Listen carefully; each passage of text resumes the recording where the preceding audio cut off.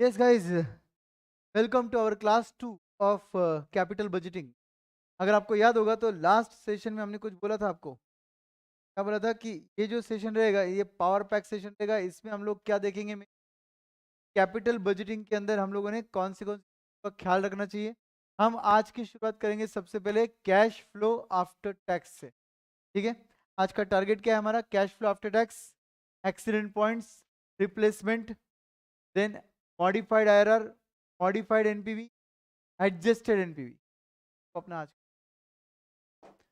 आज का सेशन एकदम कॉन्सेप्चुअल डिस्कशन पे बेस्ड रहेगा। डेफिनेटली आज का सेशन बहुत ज्यादा इंपॉर्टेंट है एग्जाम प्रोस्पेक्ट। स्टार्ट करते हैं। सबसे पहला पार्ट आता है कैश फ्लो आफ्टर टैक्स।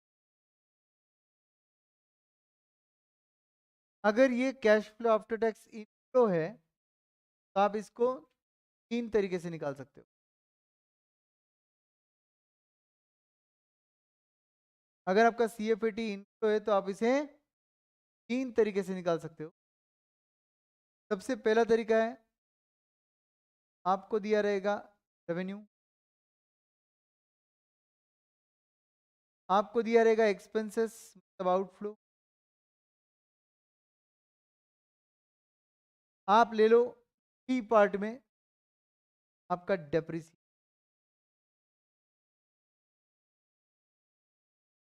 फिर आप डी पार्ट में क्या करोगे? प्रॉफिट बिफोर टैक्स निकालोगे। बोलो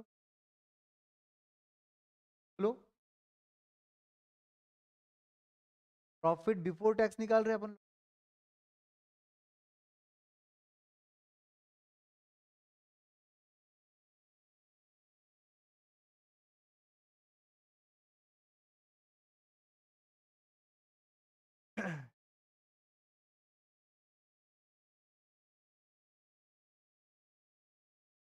यस, क्या करेंगे बताओ? A revenue, minus B expense, depreciation, क्या आ जाएगा? Profit before tax. पर आप चार्ज करोगे टैक्स। एफ पार्ट में आप लिखोगे profit after tax which D. G part में आप cash flow after tax, cash flow after tax निकालने के लिए एफ में आपको एड बैक करना होगा डेप्रिसिएशन। आपको कैश फ्लो आफ्टर टैक्स के लिए एफ में ऐड करना होगा डेप्रिसिएशन वाला। Everyone clear? क्या किया? फिर से एक बार सुन लो। ये रेवेन्यू आपका इनफ्लो है, एक्सपेंसेस आपके आउटफ्लो है, डेप्रिसिएशन कुछ नहीं मगर एक्सपेंस है। तो आपने प्रॉफिट बिफोर टैक्स के लिए डेप्रिसिएशन लेस किया था, टैक्स निकाल लिया, डेप्रिसिएशन का काम खत्म हो गया। प्रॉफिट आफ्टर टैक्स आ गया, अब तो पूरा काम खत्म हो गया। अब सीधा सीधा पैट में आपको पैट का इनफ्लो नहीं मिलने वाला है। डेप्रिसिएशन लेस कर कर आया था, आपने डेप्रिसिएशन रिवर्स करके ऐड बैक कर। करेक्ट? रिवर्स करने के लिए जो चीज पहले लेस हुई थी वो क्या होती है? ऐड बैक होती है।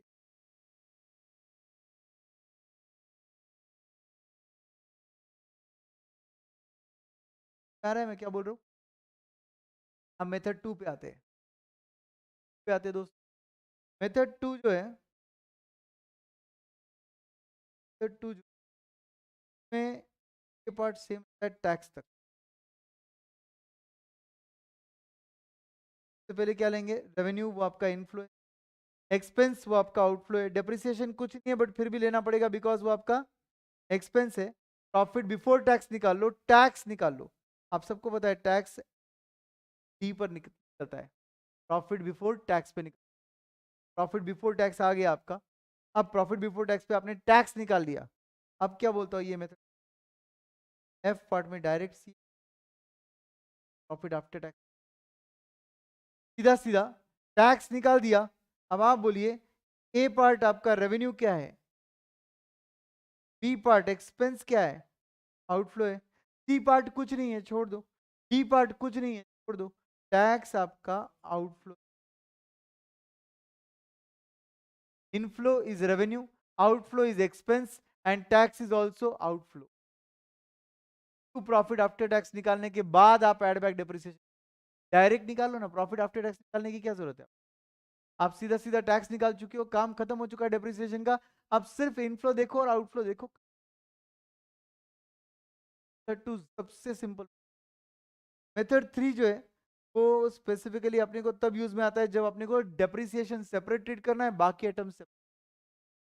तो आपके इस केस में ए पार्ट में आएगा रेवेन्यू, बी पार्ट में आएगा आपका एक्सपेंस,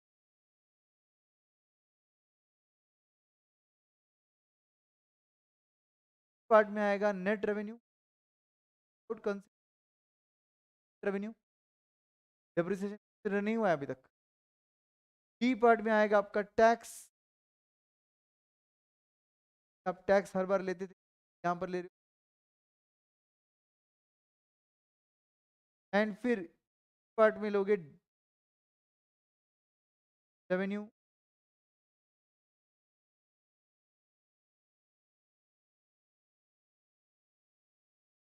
रेवेन्यू आफ्टर टैक्स। अब एफ पार्ट में आप लोगे डेप्रिसिएशन, और जी पार्ट में डेप्रिसिएशन पर निकालोगे tax shield, tax shield savings मतलब इनफ्लो। अब पार्ट में आप कैसे आएगा, ये आपका रेवेन्यू इनफ्लो था, ये आपका एक्सपेंस, नेट रेवेन्यू मतलब आ गया, टैक्स आपका आउटफ्लो था, नेट इनफ्लो आ गया। यहां से स्टार्टिंग से ई तक कोई भी नॉन कैश आइटम था ही नहीं। ये पांचों में अगर नॉन कैश आइटम है ही नहीं, मेरा नेट इनफ्लो। अब डेप्रिसिएशन कुछ नहीं है, ना इनफ्लो है ना आउटफ्लो है, बट एक्सपेंस है। इस पर मिलेगा टैक्स शील्ड, टैक्स शील्ड आपका फ्लो है। अब आप बोलिए ई पार्ट क्या है और एफ सॉरी जी पार्ट क्या है इनफ्लो। तो ये पेटी निकालने के लिए मुझे क्या करना चाहिए, प्लस ऑफ यू प्लस जी कर देंगे, बात खत्म। ये आपका नेट इनफ्लो आ जाएगा, टोटल इनफ्लो। डेप्रिसिएशन क्यों लेते हैं, टैक्स की वजह से। तो ये टैक्स शील्ड डेप्रिसिएशन की वजह से बचने वाला टैक्स है, वो आपका इनफ्लो है एवरीवन। फिर डायरेक्टली डेप्रिसिएशन पर जो टैक्स शील्ड आ रहा है वो इनफ्लो ले लो, और ये जो फाइनल आंसर आया था आपका ई वाला, ये भी आपका इनफ्लो है। दोनों इनफ्लो ऐड कर दो, आ जाएगा। आपको पता है तीनों मेथड से आंसर से, कोई भी क्वेश्चन ट्राई करते हो आंसर सेम आता है, बट स्पेसिफिक कोई स्पेसिफिक मेथड बहुत इजी लग जाता है आपको प्रैक्टिस। आपको मैं हिंट दे देता हूँ, जिस मेथड में डेप्रिसिएशन नंबर्स बहुत बड़े हैं मगर बाकी ऊपर के रेवेन्यू के नंबर बहुत छोटे, मेथड। आपको याद है रिप्लेसमेंट वाले दो क्वेश्चन, क्रेन वाला जो क्वेश्चन, रिप्लेसमेंट ऑफ क्रेन, तो अगला वाला क्वेश्चन था वो में से नेक्स्ट वाला क्रेन वाला क्वेश्चन, वो वाला क्वेश्चन जो है उस अप्लाई किया, क्योंकि उस क्वेश्चन में रेवेन्यू था आपका 3 लाख, टैक्स आपका एक्सपेंस था ही नहीं, उधर उधर एक्सपेंस था ही नहीं। डायरेक्ट रेवेन्यू पर मतलब सेविंग पर आपने लगाया टैक्स 50%, 1.5 लाख का बचा हुआ टैक्स आता है, 1.5 लाख का, और रेवेन्यू आता है 1.5 लाख का आफ्टर टैक्स। ये आपका एक मगर डेप्रिसिएशन जो है ना बहुत बड़े बड़े नंबर, 10 बार। तो ऑब्वियस सी बात है, ऐसे केस में अगर मैं डेप्रिसिएशन मेथड 1 या 2 से सॉल्व करूंगा तो डेप्रिसिएशन पहले ही डिडक्ट करके बाद में टैक्स निकालना पड़ेगा। तो डेप्रिसिएशन डिडक्ट करते साथ ही मेरा प्रॉफिट बिफोर टैक्स लॉस में जाएगा, और फिर मुझे टैक्स नहीं टैक्स शील्ड निकालना पड़ेगा, सब गड़बड़ हो जाएगा। बेटर ये, जब डेप्रिसिएशन के नंबर की वजह से लॉस आता है तो बेटर रहेगा ना डेप्रिसिएशन अलग लो, बाकी आइटम अलग, और बाकी क्वेश्चंस तो मेथड में। और अगर आपको मेथड 1 अच्छा लगता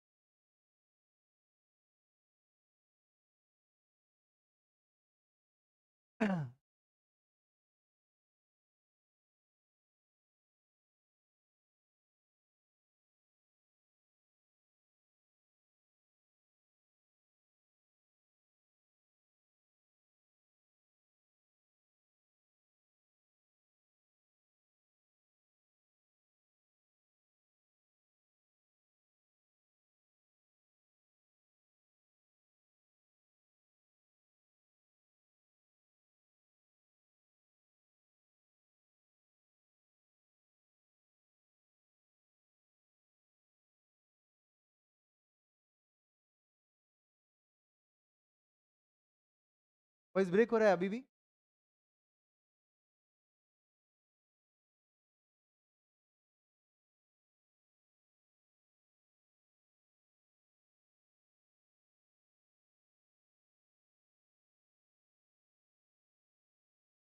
hello hello hello hello hello, क्या अभी भी मेरा आवाज एकदम क्लियर आ रहा है या break?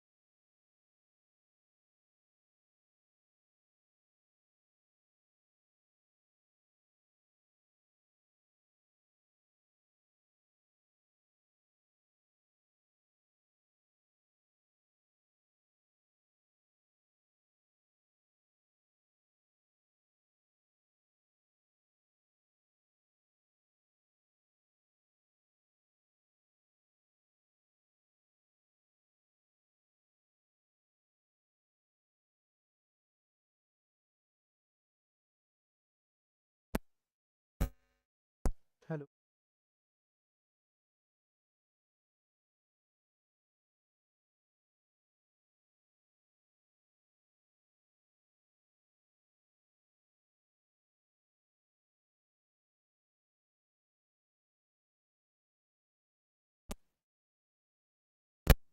Hello.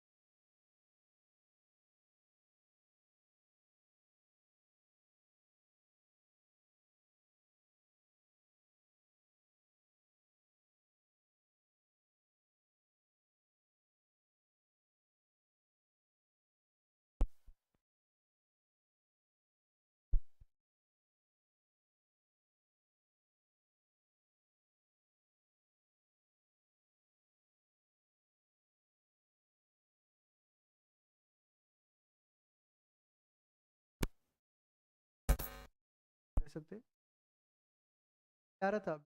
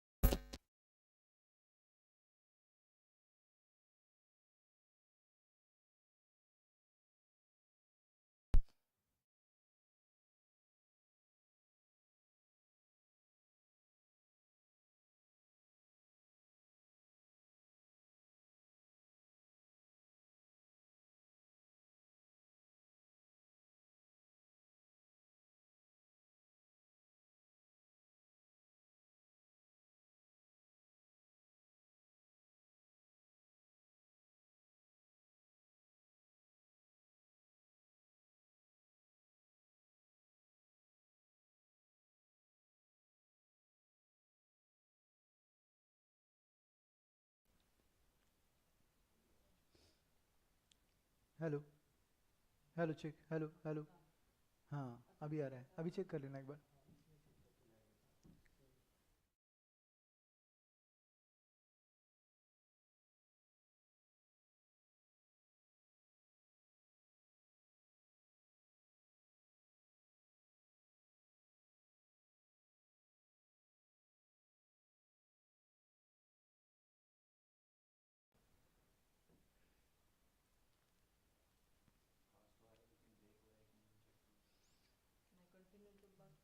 Hello hello check, hello, अभी समझेगा,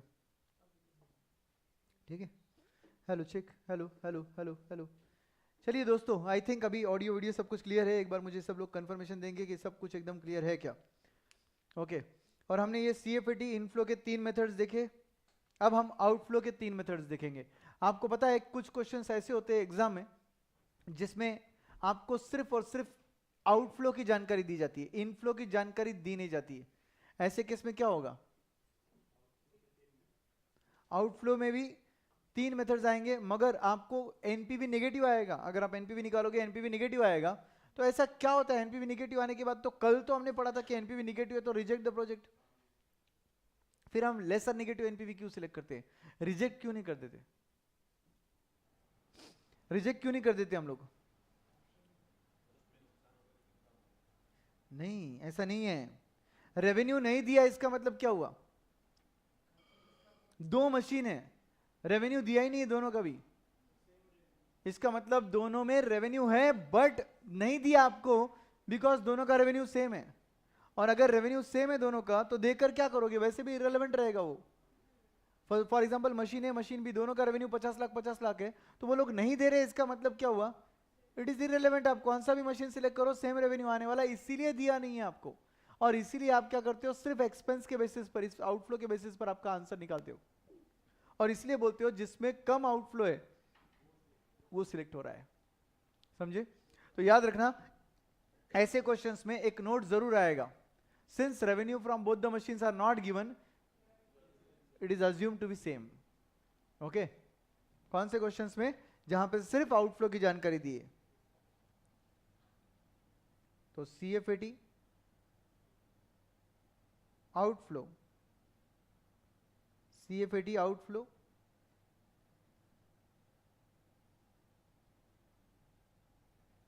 तीन मेथड्स, CFAT के 3 methods, method 1, method 2, method 3।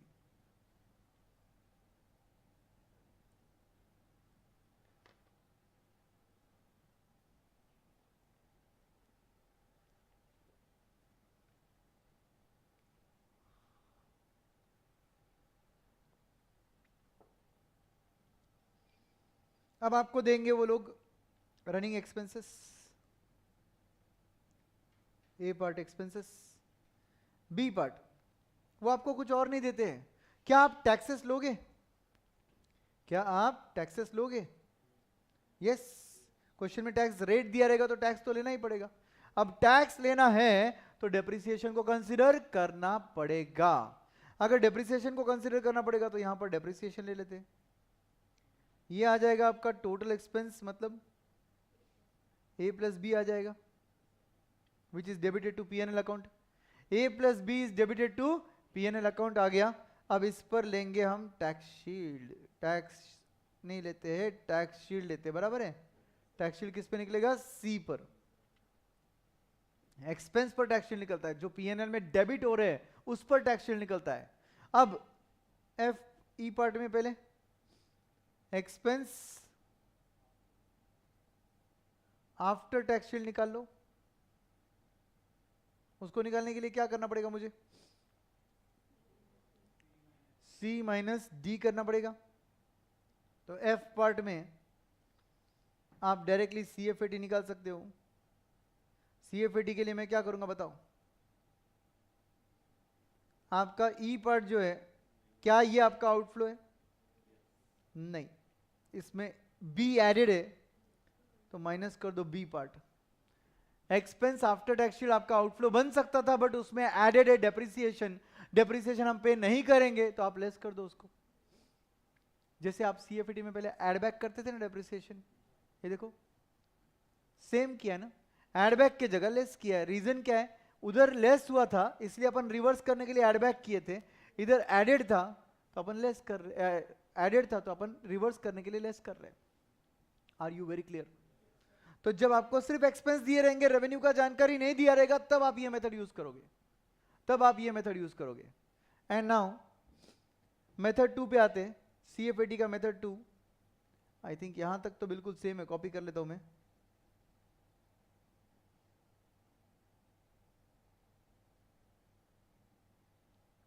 Expenses, depreciation, total expense, tax shield. अब ये मेथड बोलता है भाई एक बार टैक्स शील्ड निकाल लिया, फिर क्यों तुमने निकालना है एक्सपेंस आफ्टर टैक्स शील्ड, सीधा सीधा CFD निकालो, टाइम पास क्यों कर रहे हो? डायरेक्ट CFD निकालो। बोलो ए क्या है? आउटफ्लो। बी कुछ नहीं है, सी भी कुछ नहीं है, डी आपका इनफ्लो है, डायरेक्ट A माइनस डी करना। एक आउटफ्लो था, एक इनफ्लो था, माइनस कर दिया तो नेट आउटफ्लो हो गया।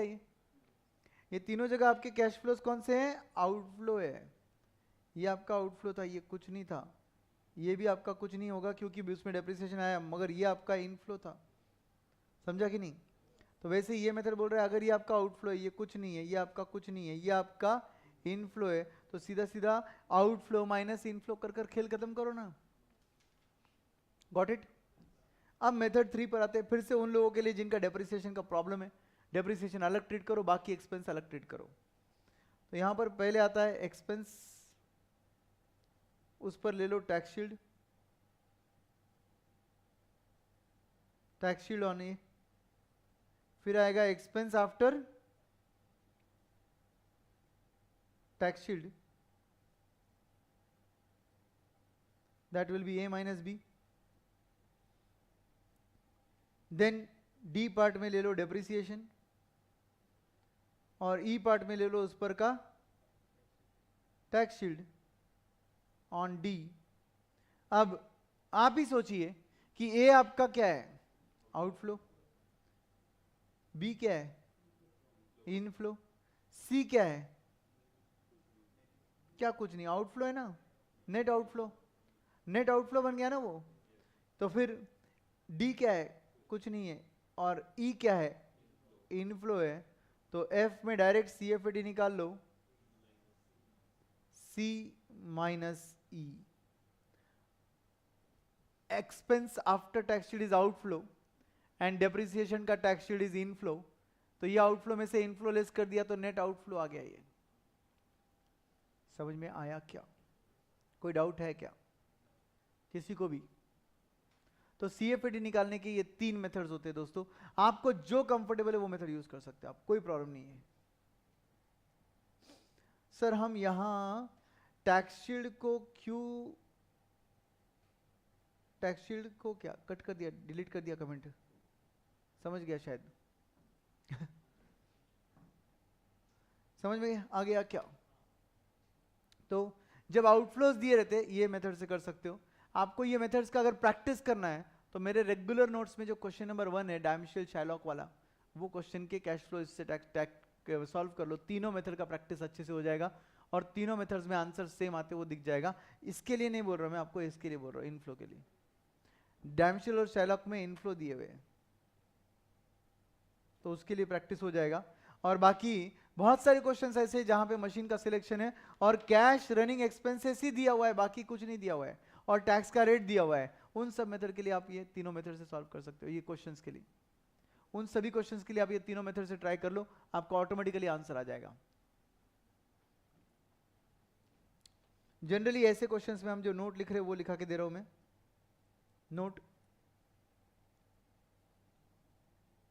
Revenue from both the project machine, जो भी है मैं मशीन बुला रहा हूँ, revenue from both the machines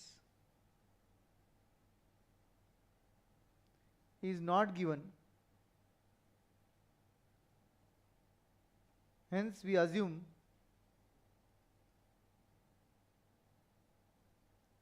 it is same and hence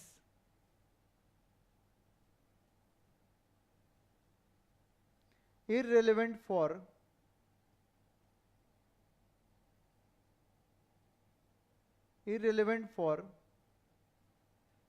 decision making purpose.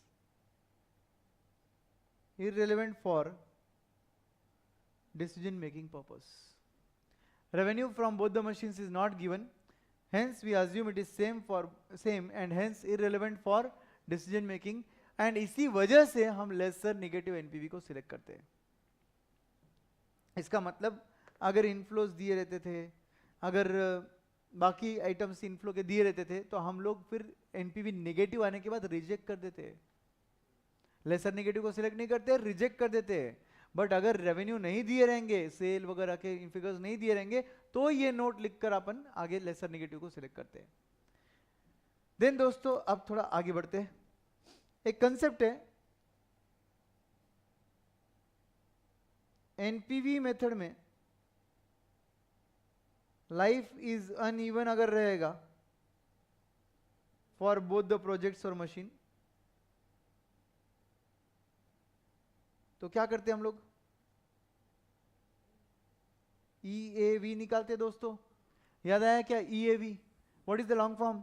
Equated annual value निकालते हैं हम लोग. और इक्वेटेड एनुअल वैल्यू का फॉर्मूला क्या है? Where equated annual value is equal to NPV divided by PVAF R, N. और ये फॉर्मूला कहां से आया? PV is equal to A into PVF. याद आ रहा है कौन सा फॉर्मूला? ये फाइनाइट एन्युटी का फॉर्मूला है.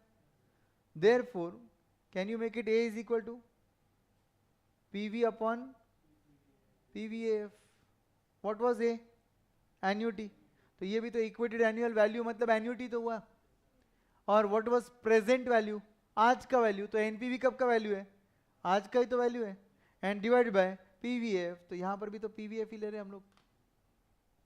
एवरीवन, जब आपके दो मशीन्स है और दोनों का लाइफ अलग अलग है, तो जिस मशीन का लाइफ ज्यादा रहेगा उसका एनपीवी ज्यादा पॉजिटिव आएगा, जिस मशीन का लाइफ कम रहेगा उसका एनपीवी कम नेगेटिव आएगा, सॉरी कम पॉजिटिव आएगा. अगर दोनों नेगेटिव है एनपीवीज, तो जितना लाइफ ज्यादा रहेगा उतना नेगेटिव एनपीवी का नंबर भी बड़ा रहेगा, जितना लाइफ कम रहेगा उतना नेगेटिव एनपीवी का नंबर कम रहेगा. आप कंपेयर कर ही नहीं सकते हो. जब लाइफ सेम नहीं है तब एनपीवी पर फैसला मत लो.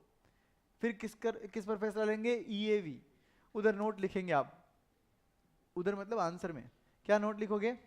Since life of both the machine is not same, uneven, we use EAV for decision making purpose. और फिर EAV का ये फॉर्मूला यूज करोगे, जो आपके एनपीवी के आंसर आएंगे वो न्यूमरेटर बन जाएंगे. आपका दोनों लाइफ का जो PVF रहेगा वो डिनोमिनेटर में आएगा.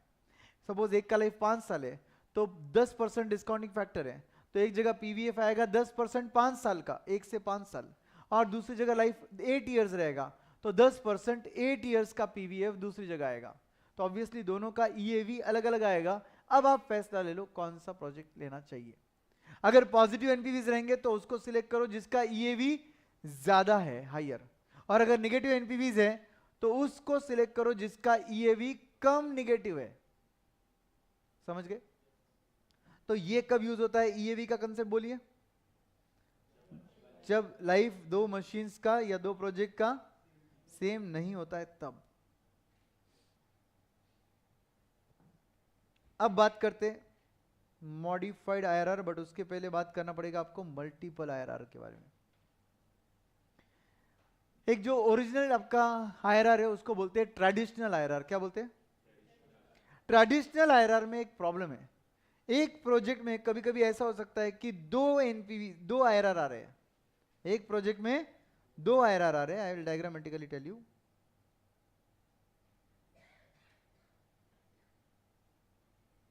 एक्स एक्सिस वाई एक्सिस पे एनपीवी है, ये 0 है, और यहां पर डिस्काउंटिंग फैक्टर है एक्स एक्सिस पर ये. ठीक है. नाउ एक आधे प्रोजेक्ट में इधर भी एनपीवी 0 आ रहा है और आगे जाने के बाद में अगला डिस्काउंटिंग फैक्टर है जिधर वापस से एनपीवी क्या आ रहा है? 0 आ रहा है. अब इधर 0 आ रहा था तो अपन ने इसको IRR माना, तो इसको IRR 1 बुलाना पड़ेगा, और इधर भी आ रहा है तो इसको IRR 2 बुलाना पड़ेगा। ऐसा कब होता है सर? ऐसा थोड़ा ना होता है ऐसा अगर आपके प्रोजेक्ट में लॉसेस है स्टार्टिंग में या बीच में, तो ऐसा हो सकता है। कुछ कुछ प्रोजेक्ट जहां पर स्टार्टिंग में या बीच में लॉसेस होते हैं तब ऐसा हो सकता है। ऐसे करने के बाद आप खुद ही कंफ्यूज हो जाओगे कि सपोज फॉर एग्जांपल IRR1 आपका 12% आया, IRR2 आपका 18% आया। अब ये प्रोजेक्ट मुझे 12% दे रहा है या 18 दे रहा है, मैं ही कंफ्यूज हूं क्योंकि दो IRR आ रहे हैं। अब क्या करना चाहिए? ऐसे टाइम पर सिंगल IRR पे पहुंचना बहुत जरूरी होता है, जिसको बोलते हैं मॉडिफाइड IRR। तो मॉडिफाइड IRR कब यूज होता है बोलो? जब ट्रेडिशनल IRR में 2 IRR मिल रहे हैं, मतलब मल्टीपल IRR आ रहे हैं। जब मल्टीपल IRR आ रहे हैं तो हम लोग डिसीजन मेकिंग नहीं कर सकते, इसलिए हम लोग एक IRR पे पहुंचने के लिए मॉडिफाइड IRR यूज करते हैं। ड्रॉ किया ही आपने? कर लो ड्रॉ फटाफट। इसको लिखो मल्टीपल IRR।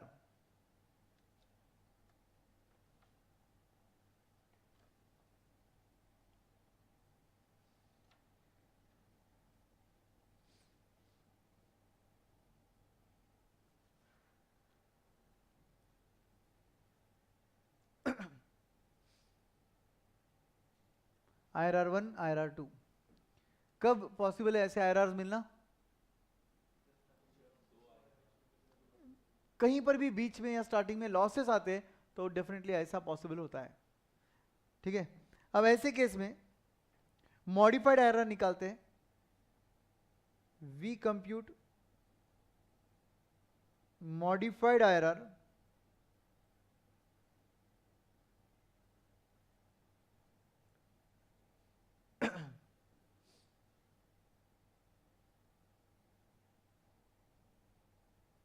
इसके लिए स्टेप्स देख लो। सबसे पहले क्या करने का? इंटरिम के कैश फ्लोज जो होते हैं उसको देखने का अच्छे से। इंटरिम मतलब क्या? During the life. During the life वाले कैश फ्लोज में अगर आपके पास कैश फ्लोज नेगेटिव है तो उसको 0 ईयर पे लेकर आओ, और अगर पॉजिटिव है तो उसको टर्मिनल ईयर पे भेजो। रूल बोलो एक बार। अगर नेगेटिव कैश फ्लोज है तो 0 ईयर पर लाओ, अगर पॉजिटिव कैश फ्लोज है तो टर्मिनल ईयर पे भेजो। ठीक है, जस्ट फॉर योर अंडरस्टैंडिंग 0 1 2 3 4 5 यहां पर आउटफ्लो है, यहां पर भी आउटफ्लो है, और ये तीनों जो है, ये चारों जो है इनफ्लो है। ठीक है, तो ये मेथड के मुताबिक इसको क्या करना है? 0 ईयर पे लाना है। इसको क्या करना है? 5th ईयर पे भेजना है। इसको क्या करना है? 5th ईयर पे भेजना है। इसको क्या करना है? 5th ईयर पे भेजना है। समझे? तो अब ऐसे केस में यहां पर हम लिखेंगे discount negative cash flows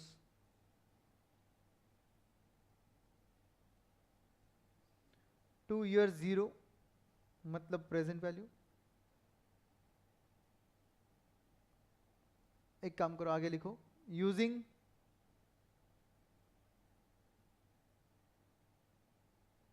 cost of capital rate. Cost of capital को अपन क्या बोलते हैं? केओ। केओ रेट। तो ये जो डिस्काउंटिंग हो रहा है इसका डिस्काउंटिंग फैक्टर क्या है? Discounting factor at the rate KO rate है। और आगे बोलेंगे कंपाउंड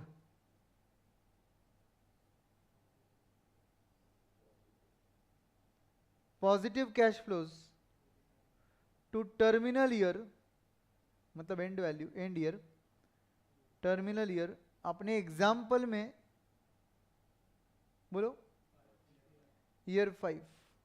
टर्मिनल ईयर मतलब ईयर 5 हो गया एग्जाम्पल में। Using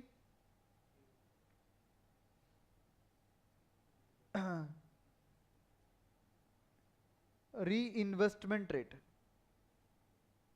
using which rate? Reinvestment rate. जो क्वेश्चन में री इन्वेस्टमेंट रेट दिया रहेगा वो रेट। तो अपन बोलेंगे यहां पर eight the rate reinvestment rate.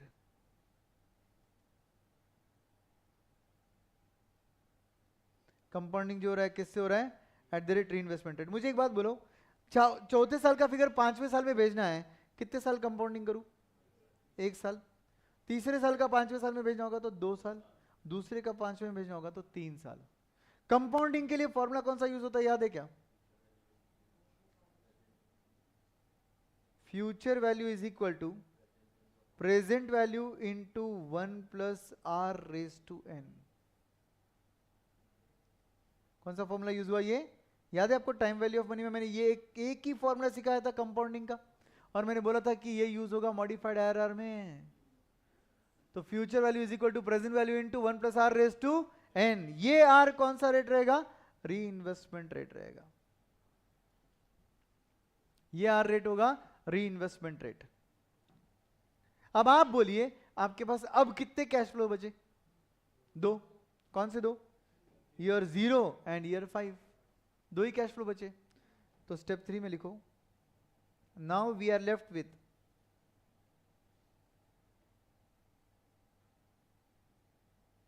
only 2 cash flows, that is year 0 and year 5. Fourth step, ये जस्ट फॉर अंडरस्टैंडिंग है, थर्ड स्टेप में कुछ करना नहीं था, चाहिए तो फोर्थ मत लिखो, इसी को कंटिन्यू करते हैं। Now find modified IRR, MIRR, modified IRR के आगे लिख दो इधर MIRR, modified IRR using future value is equal to present value into 1 plus r raised to n। क्या फॉर्मूला यूज कर रहे? वही जो अभी कंपाउंडिंग के लिए यूज किया वही यूज कर रहा हूं मैं। अब आप बोलिए फ्यूचर वैल्यू में कौन सा लूं? ईयर 5 का वैल्यू ले लेता हूं। प्रेजेंट वैल्यू कौन सा लूं? ईयर 0 का ले लेता हूं। आर कितना लूं? यही तो पता नहीं है, यही तो मेरा क्या बन गया? Modified IRR. एंड एन कितना लूं? 5 ईयर लूंगा। मैं क्या बोल रहा हूं कि अगर ईयर 0 का नंबर आता है सपोज 1 लाख, ईयर 5 का नंबर आता है सपोज 6 लाख, तो मेरा 1 लाख आज का 5 सालों में 6 लाख बन रहा है, तो कितने रेट से रिटर्न मिल रहा है वही तो निकाल रहा हूं मैं, उसी को तो मॉडिफाइड आईआरआर बोल रहे हैं। रेट ऑफ रिटर्न क्या आ रहा है अपने को? Got it? तो इसको बोलते हैं modified IRR concept. Modified IRR में हम क्या करते हैं? डिस्काउंटिंग करते हैं क्यू रेट से, कंपाउंडिंग करते हैं रीइन्वेस्टमेंट रेट से। अब हमारे पास एक कैश फ्लो बन गया 0 ईयर का, एक कैश फ्लो बन गया टर्मिनल ईयर का। डायरेक्ट फॉर्मूला यूज करते हैं, future value is equal to present value into 1 plus r raise to n, और हमारा आर का वैल्यू निकालते हैं इधर। इधर अब रेज टू एन करते वक्त ध्यान देना पड़ता है। आई होप आपको याद है रेज टू 5 वगैरह कैसे सॉल्व होता है वगैरह। Under root 12 times minus 1 into power plus 1 into 12 times into is equal to sorry into is equal to 12 times, जो भी आंसर आएगा -1 इंटू 100। याद आया? हमने क्लास में बहुत बार सॉल्व किया था, वो कैलसी पर प्रैक्टिस भी किया था। वो आपको स्टेप्स दिखा के दे देता हूँ जस्ट फॉर योर अंडरस्टैंडिंग। आप क्या करोगे? अंडर रूट 12 टाइम्स करोगे, किस चीज को? समथिंग रेज टू पावर होता है ना, वो चीज को। समथिंग रेज टू पावर होता है ना, वो समथिंग को कैलसी पे दबाने का, एंड अंडर रूट कितनी बार दबाने का? 12 बार दबाने का कैलसी पर। -1 करने का, इनटू पावर करने का। What is power? वो रेज टू समथिंग होता है ना, उसको पावर बोलते हैं। इनटू पावर कर दिया, फिर +1 करने का, into is equal to into is equal to into is equal to 12 बार दबाने का। इज इक्वल टू 12 बार नहीं दबा रहे अपन, इनटू इज इक्वल टू 12 बार दबा रहे।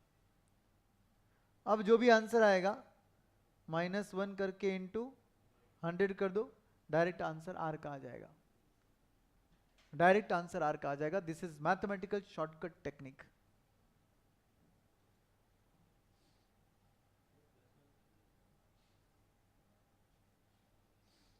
बोलिए। तो अंडर रूट किसको कर रहे हैं अपन? 12 टाइम्स। जैसे फॉर एग्जांपल 3.125 रेज टू 5 है सपोज, रेज टू 1/5 है सपोज। चलो तो क्या करेंगे? 3.125 इधर लेंगे, -1 करेंगे, इनटू पावर करते वक्त क्या करेंगे? इनटू 0.2 करेंगे। 0.2 क्यों? 1/5 मतलब 0.2 हो गया। और फिर +1 फिर into is equal to 12 times करेंगे, फिर जो भी आंसर आएगा उसमें -1 करके इंटू 100 करेंगे। Anyways no need to solve, but आप सॉल्व कर लो, कोई बात नहीं, एटलीस्ट आपका सबका आंसर सेम आता है क्या वो देखने आ जाएगा। रोशन यादव पूछ रहे किसी ने ईओ बैच किया है क्या, लिया है क्या, please reply me. Roshan EO batch का टेंशन मत लो, बहुत अच्छा बैच रिकॉर्ड किया मैंने, बहुत अच्छा बैच लिया है। इनफैक्ट जो जो लोगों ने अभी तक ईओ बैच किया सब लोगों का फीडबैक भी है, और हर क्वेश्चन सॉल्व किया रेगुलर बैच का इन 34 लेक्चर्स। तो total duration is 68 hours.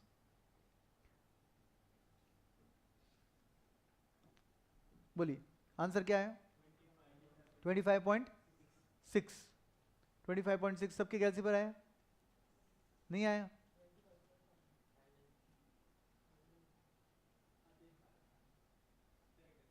Correct है ना? यस। 3.125 लेने का, 12 टाइम्स रूट दबाने का, -1 करने का, इंटू 0.2 करने का, +1 करने का, इंटू इज इक्वल टू 12 बार दबाने का, जो भी आंसर आएगा -1 इंटू 100 कर देने का, फाइनल आंसर आ जाएगा। चलिए तो ये था आपका एग्जाम्पल, मैं इसको हटा देता हूं, पता चला बाद में कोई पूछेगा डियर सर वो नंबर कहाँ से आया। ठीक है ये था आपका मॉडिफाइड आईआरआर वाला कंसेप्ट। अब ध्यान से सुनो, if in modified IRR in the question we have cost of capital rate and financing cost rate।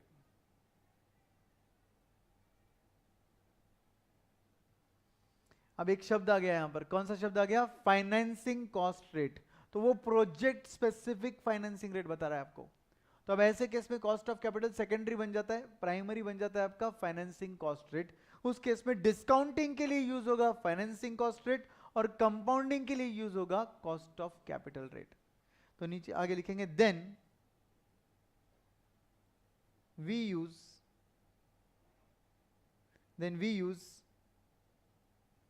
Financing cost rate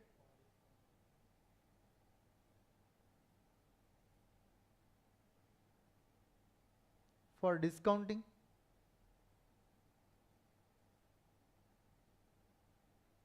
negative cash flows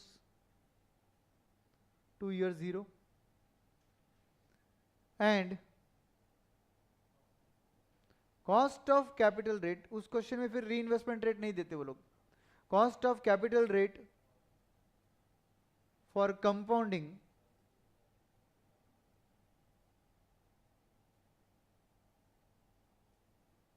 positive cash flow to year 5 बोल देंगे अपन, example continue करेंगे तो to year 5। Everyone are you clear with all the concepts? ये सब अपने regular batch में अपन ने कवर किया है, ईओ बैच में मैंने वापस से इसे कवर किया है। ओके तो ऐसे केस में आपके आंसर्स मैच होते रहते, आगे बढ़ते रहते हम लोग। तो ये था दोस्तों आपका कौन सा कॉन्सेप्ट?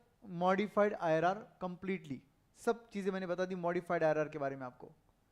अब बात करेंगे कैपिटल रैशनिंग के बारे में, जिसको हम भूल गए थे। Capital rationing,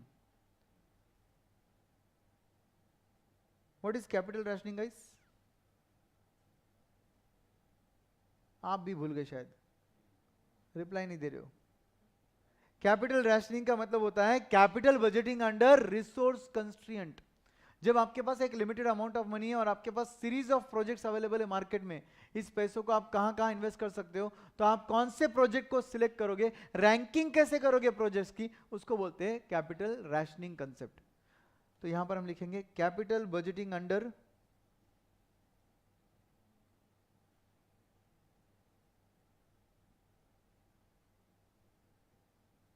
resource constraints. What is the meaning of resource constraint? Limited amount of money। क्या 1 crore limited amount of money होता है? यस। अगर आपके मार्केट में प्रोजेक्ट्स देखेंगे तो 10 करोड़ के अवेलेबल है भाई, 15 करोड़ के अवेलेबल है, तुम्हारा 1 करोड़ कौन सी बड़ी बात है? 10 लाख भी लिमिटेड है, 15 लाख भी लिमिटेड है, 50 लाख भी लिमिटेड है। जो अमाउंट गिवन रहेगा वो फाइनाइट रहेगा, वो तो लिमिटेड ही रहेगा। In comparison to human wants the resources are limited, बोला था ना अपन ने इकोनॉमिक्स में। तो वैसे ही है, फाइनेंशियल मैनेजमेंट भी वही है।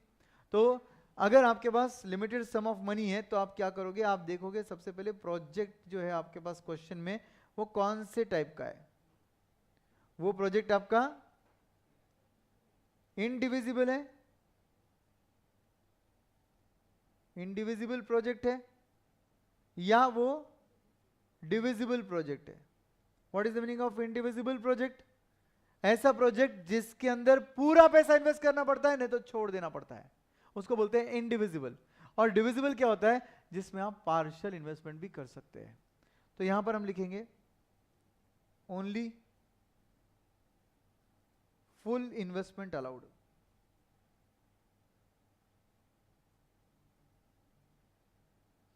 और यहां पर हम लिखेंगे पार्शियल इन्वेस्टमेंट इज अलाउड। भाई ये पार्शियल इन्वेस्टमेंट क्या होता है? लेस देन फुल को बोलते हैं पार्शियल। 2 लाख है आपके पास, 1,80,000 अवेलेबल है, कोई बात नहीं। आपके पास 80,000 अवेलेबल, अरे कोई बात नहीं, 20 अवेलेबल है, इट्स ओके। जितना अवेलेबल है डाल सकते हो, उसको बोलते हैं डिविजिबल प्रोजेक्ट। आपके पास 2 लाख का प्रोजेक्ट था, 2 लाख नहीं, आपके पास 1,50,000 है, मत डाल, इनडिविजिबल। पूरा 2 लाख है तो हाँ, नहीं तो छोड़ दे, इसको बोलते हैं इनडिविजिबल। 1,90,000 है, कोई फायदा नहीं है, 2 लाख है तो आओ, नहीं तो छोड़ दो, इसको बोलते हैं इनडिविजिबल प्रोजेक्ट्स। अगर प्रोजेक्ट्स इनडिविजिबल होते हैं ना तो रैंकिंग की जाती है एनपीवी मेथड से, और अगर प्रोजेक्ट्स डिविजिबल होते हैं ना तो रैंकिंग की जाएगी पीआई मेथड से। क्योंकि दोस्तों पीआई आपको पर रूपी इन्वेस्टमेंट दिखाता है कितना पीआई मिल रहा है, जबकि आपको एनपीवी दिखाता है कि पूरा इन्वेस्टमेंट करोगे तो एनपीवी कितना मिलता है। तो इसका मतलब एनपीवी आपका आ रहा है फुल इन्वेस्टमेंट कंडीशन के साथ, बट पीआई आपको फुल इन्वेस्टमेंट कंडीशन नहीं बोलता है। फॉर एग्जांपल एनपीवी, एक प्रोजेक्ट है जिसका 1 लाख का इन्वेस्टमेंट है, एनपीवी 8,900 है पॉजिटिव। आप कंक्लूजन क्या बोलते हो? If we today invest 1 lakh, in today's value we are getting extra 8,900। समझे कुछ? इसका मतलब एनपीवी आपको बोल रहा है पूरा 1 लाख इन्वेस्ट कर तभी ये मिलेगा। बट यहां पर दोस्तों, यहां पर पीआई जो है इसी प्रोजेक्ट का 1.08 आता है। तो ये क्या दिखा रहा है? Every 1 rupee invested today, in today's value you are getting 1 rupee 8 paise. अब आपके पास जितना पैसा है उतना इन्वेस्ट कर।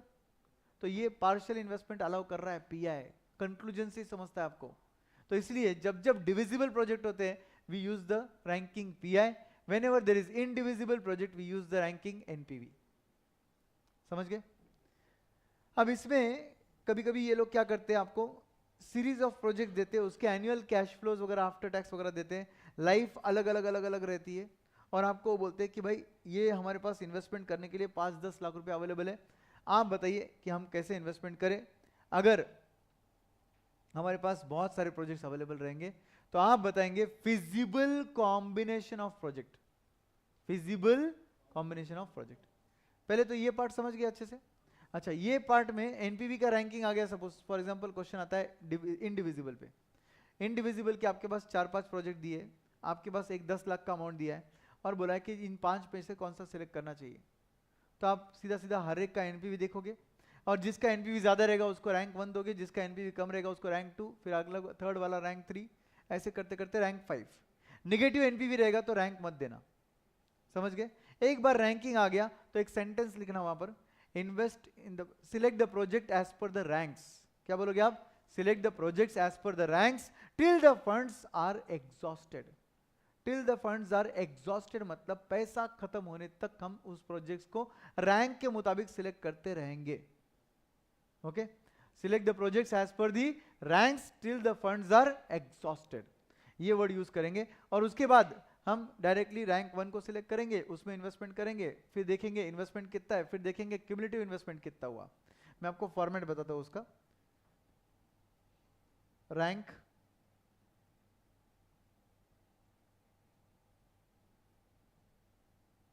Project, NPV, investment, and last में आता है क्यूमुलेटिव इन्वेस्टमेंट। याद आया ये फॉर्मेट? इस फॉर्मेट में हम सॉल्व करते हैं, पहले रैंक 1 लेते, फिर रैंक 2 लेते। सपोज रैंक 3 के लिए अपने पास पैसा नहीं है, खत्म होने आ रहा है, तो हम डायरेक्टली जंप कर देंगे रैंक 4 देखेंगे। रैंक 4 के लिए इन्वेस्टमेंट करने के लिए पैसा है, कोई बात नहीं, फिर इन्वेस्टमेंट कर दो। और इस तरीके से हम क्या करते हैं, इन्वेस्टमेंट कंप्लीट कर देते हैं। क्यूमुलेटिव इन्वेस्टमेंट अल्टीमेटली जितना पैसा है उतने का होना चाहिए, ये ट्राई करने की कोशिश करते हैं हम लोग। क्यूमुलेटिव इन्वेस्टमेंट कितना होना चाहिए, जितना फंड्स अवेलेबल है उतना पूरा क्यूमुलेटिव होना चाहिए अपना। और फिर आप कंक्लूजन में बोलोगे कि कितना एनपीवी आ रहा है, एनपीवी का क्या निकालोगे, टोटल। और फाइनली आप बोलोगे for example funds available 10 lakh रहेंगे, तो हम बोलेंगे we invest 10 lakh rupees in project 1, 2 and 4 and get the NPV of rupees so and so. समझा? वी इन्वेस्टेड रुपीज 10 लैक्स, अगर अवेलेबल फंड्स 10 लैक्स थे तो पूरा मिलाकर हमने तीनों प्रोजेक्ट में कितना पैसा इन्वेस्ट किया, 10 लैक्स। क्यूमुलेटिव इन्वेस्टमेंट समझता क्या? फर्स्ट टोटल इधर आ गया था, फर्स्ट प्लस सेकंड टोटल इधर आ गया था, first plus second plus fourth total इधर आ गया था, 10 लाख सपोज टोटल है। तो हम बोलते हैं फिर कि हम पूरा 10 लाख इन्वेस्टमेंट कर रहे हैं प्रोजेक्ट 1, 2 और 4 में, और हमें एनपीवी इतना इतना मिल रहा है। इस तरीके से कंक्लूजन आता है। और सेम आप पीआई के लिए भी करते हो। पीआई के लिए भी फॉर्मेट बिल्कुल सेम है, सिर्फ रैंकिंग जो होगी वो कैसी होगी, पीआई के हिसाब से होगी। फॉर्मेट यही आएगा। सर एनपीवी की जगह पीआई आएगा ना, बिल्कुल नहीं। कंक्लूजन एनपीवी का ही आता है, आप कितना इन्वेस्ट करके आपको एनपीवी कितना मिल रहा है वही देखा जाता है, समझे? और जब आप पीआई मेथड से सॉल्व करते हो तो सपोज 2 मिनट के लिए सोचते, फिर तो प्रोजेक्ट छोड़ने की जरूरत नहीं होती है, तो थर्ड में इन्वेस्टमेंट करेंगे।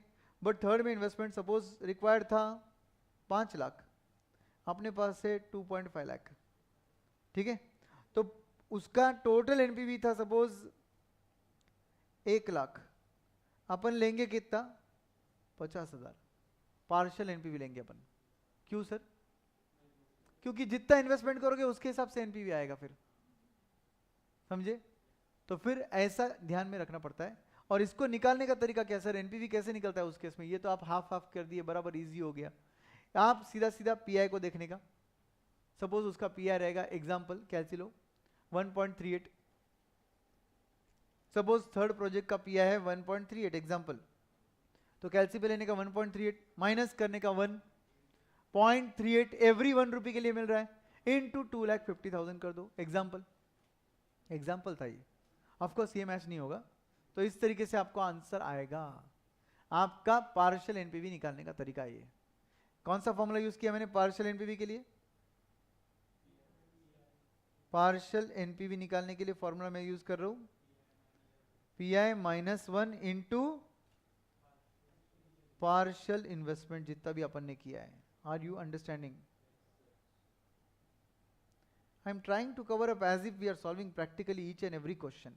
ओके, आई होप आप सबको समझ रहे हैं अच्छे से।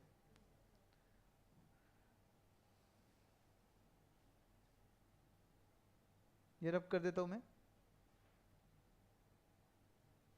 ये होता है जब आप रैंकिंग करोगे पीआई के बेसिस पर, मतलब प्रोजेक्ट्स कौन से रहेंगे, डिविजिबल, तब इस तरीके से सॉल्व होता है। और पहले वाला जो फॉर्मेट था वो इनडिविजिबल, उसमें हम थर्ड प्रोजेक्ट को सिलेक्ट किए ही नहीं थे, छोड़कर फोर्थ पे चले गए थे, क्योंकि वहां पर फुल इन्वेस्टमेंट कंपलसरी था। Understood?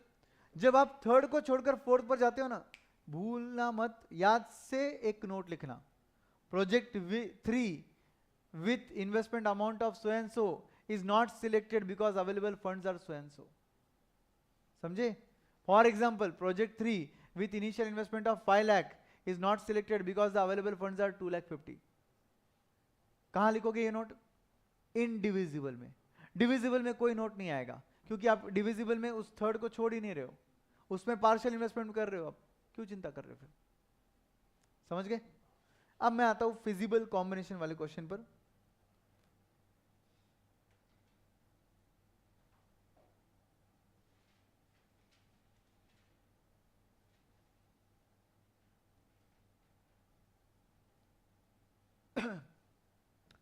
Feasible combination of projects, ये लोग वर्ड यूज करते हैं, find out the feasible combination of projects and rank them on the basis of NPV, and rank them on the basis of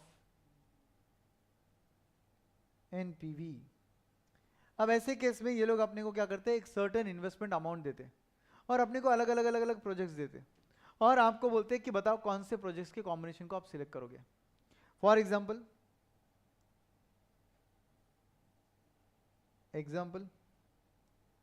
project A B C D E, investment 10 lakh, 20 lakh, 30 lakh, 40 lakh, नहीं ये ज़्यादा ही हो जाएगा, 10 lakh, 20 lakh,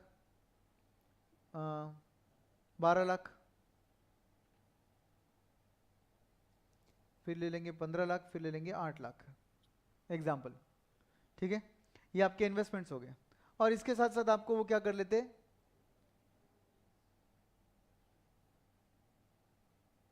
annual cash flows देते after tax, annual CFT, और आपको वो life भी देते हैं, लाइफ ऑफ प्रोजेक्ट। आप क्या करोगे बताओ, आपको ऑब्वियसली वो डिस्काउंटिंग फैक्टर भी देते हैं, क्वेश्चन में डिस्काउंटिंग फैक्टर दिया रहता है। आप क्या करोगे, सबसे पहले इन कैश फ्लोज के सामने इनका R और N यूज कर कर आप PVAF निकाल लोगे, समझे?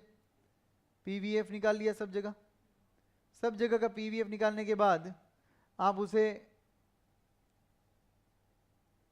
मल्टीप्लाई कर कर क्या निकालोगे, present value of cash inflow निकालोगे। यहां पर सब जगह present value of cash inflow आ जाएगा, तो फिर डायरेक्टली एनपीवी निकाल लो। एनपीवी निकाल लोगे मतलब क्या करोगे, present value of cash inflow में से इन्वेस्टमेंट वैल्यू माइनस कर दो, एनपीवी आ जाएगा आपका। हर प्रोजेक्ट का क्या निकाल लिया आपने, इधर एनपीवीज निकाल लिए। एक बार एनपीवी आ गए तो उसके बाद आप फिजिबल कॉम्बिनेशन बनाना स्टार्ट करते हो। फिजिबल कॉम्बिनेशन मतलब क्या, अगर उन्होंने बोला कि आपके पास टोटल पैसा 25 लाख अवेलेबल है, बताओ कौन सा प्रोजेक्ट सिलेक्ट करोगे। तो अब इस केस में कॉम्बिनेशन ए एंड डी बन सकता है। ए का इन्वेस्टमेंट कितना है 10 लाख, डी का कितना है 15 लाख, ये बन सकता है। सपोज इसका वैल्यू है 7 लाख, ठीक है। तो नेक्स्ट कॉम्बिनेशन बनेगा ए सी एंड ई, समझ गए। इस तरीके से आपके कॉम्बिनेशंस बनने चालू हो जाएंगे। अगर सपोज इसका वैल्यू है 5 लाख, तो आप बोलोगे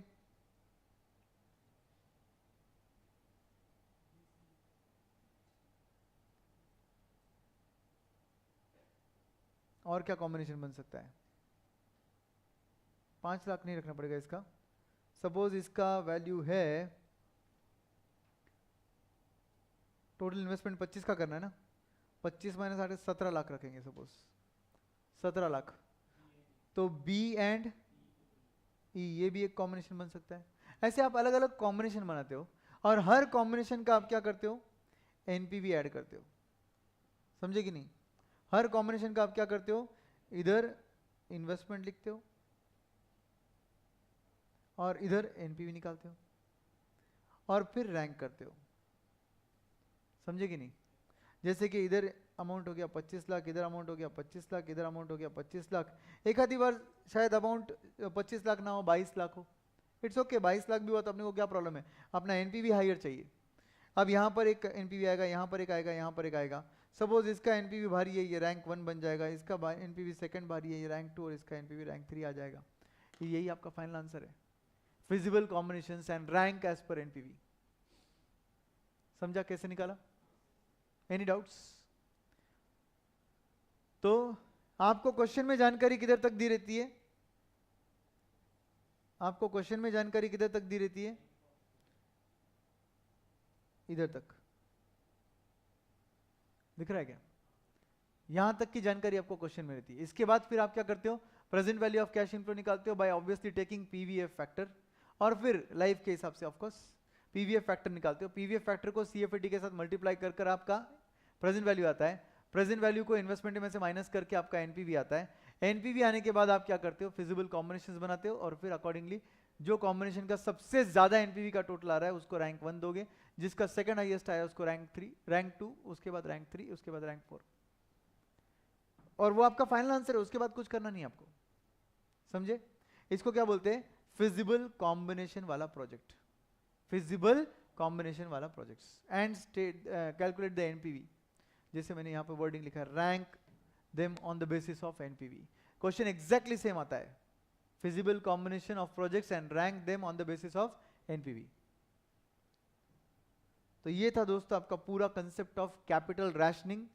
अब आते हैं आगे। आपका नेक्स्ट क्वेश्चन का टाइप आएगा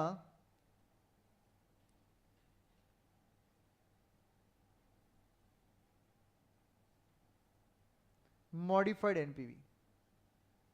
कौन सा एनपीवी? मॉडिफाइड एनपीवी, एन इसको बोलते हैं एमएनपीवी। कभी ऐसा होता है क्वेश्चन में मॉडिफाइड एनपीवी डायरेक्टली पूछा जाता है। जब आपको एनपीवी और आईआरआर के कॉन्फ्लिक्टिंग रिजल्ट्स आते हैं, सपोज एक क्वेश्चन है जिसके अंदर 2 मिनट के लिए यहां पर अपन लिखते हैं मेथड्स,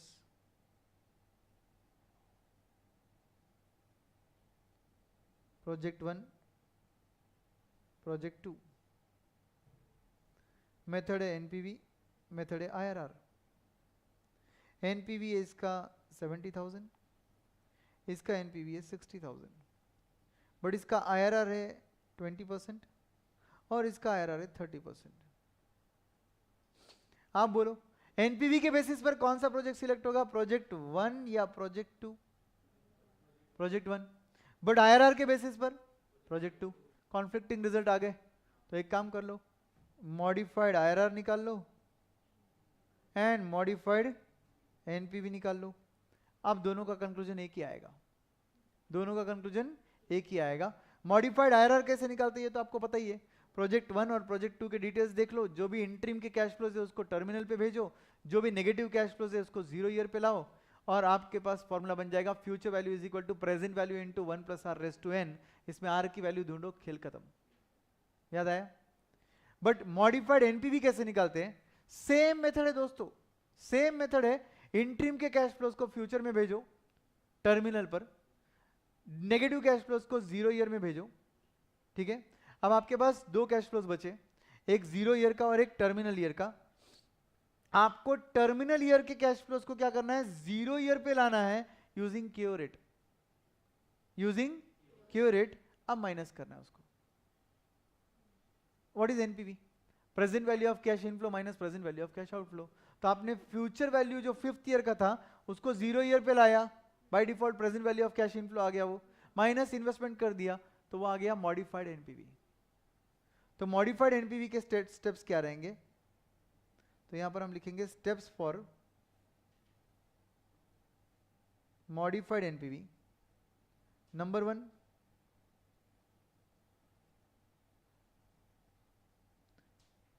क्या बोलेंगे, discount,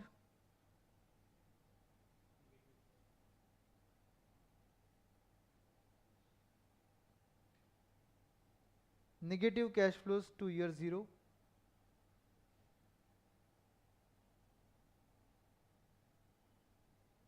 of course using KO rate, compound positive cash flows to terminal year, example year 5, using which rate, using which rate, reinvestment rate guys,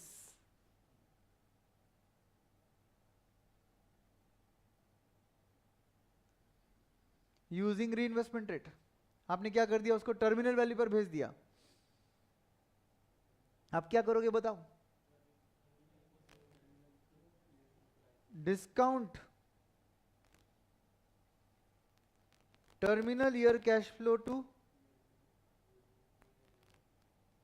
year 0 using KO rate modified NPV is equal to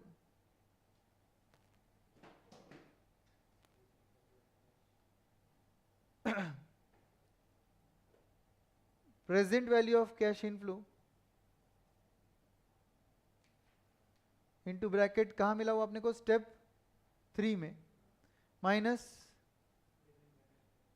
present value of cash outflow कहां मिला हुआ आपको step 1 में। क्या आपको ये सब समझ में आया? इसको बोलते हैं मॉडिफाइड एनपीवी। कोई टेंशन नहीं लेने का, एग्जाम के पहले ये स्टेप्स अच्छे से रिवाइज कर लो। और इससे रेफरेंसिंग अगर मेरे बुक का क्वेश्चन चाहिए आपको तो इट वाज क्वेश्चन नंबर 22। पहले वाला जो था आपका फिजिबल कॉम्बिनेशन वाला क्वेश्चन, इसके रेफरेंसिंग में अगर आपको क्वेश्चन चाहिए तो मेरे बुक का वो क्वेश्चन नंबर है 24। बस ईओ बैच हो या रेगुलर बैच हो, क्वेश्चन नंबर तो ऑलमोस्ट वही है। Until unless question number printing में कुछ एरर रहेगा तो बात अलग है, जो मुझे लगता है इस चैप्टर में एक बार हुआ था, मुझे याद आ रहा है। अपन ने 19 लिखा था, याद है? कुछ तो ऐसा हुआ था। तो वो सिर्फ एक आध नंबर इधर उधर ढूंढ लेना, एग्जैक्ट मिल जाएगा आपको। तो गाइस ये था आपका मॉडिफाइड आरआर। क्या बचा अभी दोस्तों बताइए? बचा है कुछ तो बचा है।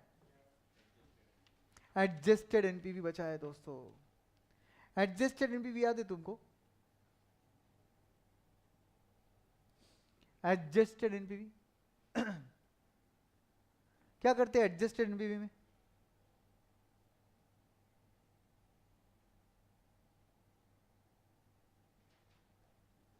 क्वेश्चनियर बुक रहेगा ना आपके पास, दिखाओ।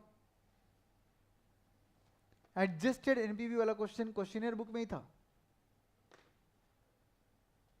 क्वेश्चन नंबर का रेफरेंस दूंगा तो आपकी पढ़ाई और अच्छी होगी, इसलिए मैं रेफरेंस दे रहा हूं आपको। एडजस्टेड एनपीवी के लिए by the way questionnaire book में बहुत अच्छे अच्छे क्वेश्चन है कैपिटल बजटिंग के, जरूर सॉल्व करके जाना। सब ऑलमोस्ट एग्जामिनेशन और एमटीपी वगैरह सब कुछ कवर्ड है, ठीक है। दो केसेस बचे आपने सॉल्व करने के, एक है एडजस्टेड एनपीवी और एक है रिप्लेसमेंट क्वेश्चंस, ठीक है। तो दोनों भी डिस्कस कर लेते, फिर आज का सेशन एंड करेंगे।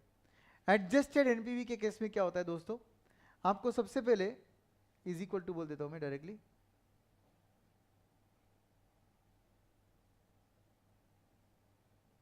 Adjusted NPV is nothing but base NPV निकालो एक प्रोजेक्ट का, और उस बेस एनपीवी में ऐड करो प्रेजेंट वैल्यू ऑफ, एक काम करो उसको बेस एनपीवी को, एक काम करो ऐसे लिखो, minus issue cost,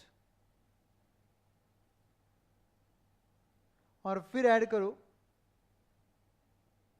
present value of tax shield on interest on present value of tax shield on interest. ध्यान से सुनो, इस क्वेश्चन में अपन क्या करते हैं, एक पर्टिकुलर प्रोजेक्ट का बेस एनपीवी निकालते हैं। वेयर बेस एनपीवी कैसे निकलता है दोस्तों, बोलिए, याद आ रहा है कुछ? ये है आपका question number 13 of questionnaire book. Question number 13 of questionnaire book. Base NPV निकालते वक्त आप उस प्रोजेक्ट का बेस एनपीवी निकालते वक्त सबसे पहले देखते हो कि आपका आउटफ्लो कितना है और आपका इनफ्लो कितना है, और आप ये सोचते हो जैसे वो प्रोजेक्ट पूरा ऑल इक्विटी फंडेड है। क्या है? ऑल इक्विटी फंडेड है। सपोज एक प्रोजेक्ट है जिसका आउटफ्लो है 270 लाख, जानबूझ के उधर का नंबर ले रहा हूं ताकि आपको थोड़ा रिलेट करने में इजी होगा, और आपका एनुअल इनफ्लो होने वाला है उस प्रोजेक्ट से 42 लाख का। आपका केई का रेट है 14%, एनुअल इनफ्लो इनफाइनेटली होने वाला है। तो आप क्या करोगे, बेस एनपीवी निकालने के लिए आप ऐसा अज्यूम करोगे, बेस एनपीवी निकालने के लिए कि आप उस प्रोजेक्ट का फंडिंग पूरा का पूरा इक्विटी से किए हो। अब इक्विटी से किए हो तो आपको क्या करना पड़ेगा, बोलो? Base NPV is nothing but present value of cash inflow minus present value of cash outflow, but जब आप ये डिस्काउंटिंग कर रहे हो एट केई रेट करोगे, डिस्काउंटिंग एट विच रेट करोगे आप? केई rate, cost of equity rate, all of you.